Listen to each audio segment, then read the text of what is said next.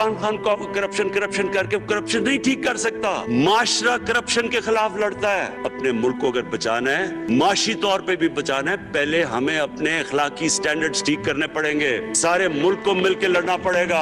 अपनी आने वाली जनरेशंस को बचाना है। इस मुल्क को एक अजीम मुल्क बनाना है, तो वो शुरू होगा जब हम मदीना के रियासत के सबसे बड़े असूल अदल और इंसाफ, क्योंकि इंसाफ और अदल जब एक माशरे में आ जाता है, जब एक माशरा खड़ा हो जाता है मेरिटोक्रेसी के ऊपर।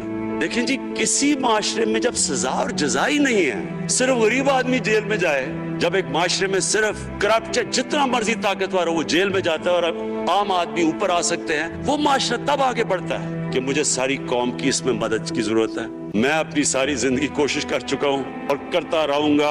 मैं तो अपनी पार्टी को ये भी कहा था कि अगर मेरी पार्टी सारी भी छोड़ दे, मैं अकेला भी इनके खिलाफ लड़ता रहूंगा। स्पीकर साहब, आखिरी गेंद तक लड़ने वाला कैप्टन था, आखिरी गेंद तक लड़ूंगा। वो तो कभी मैं हार मानूंगा नहीं।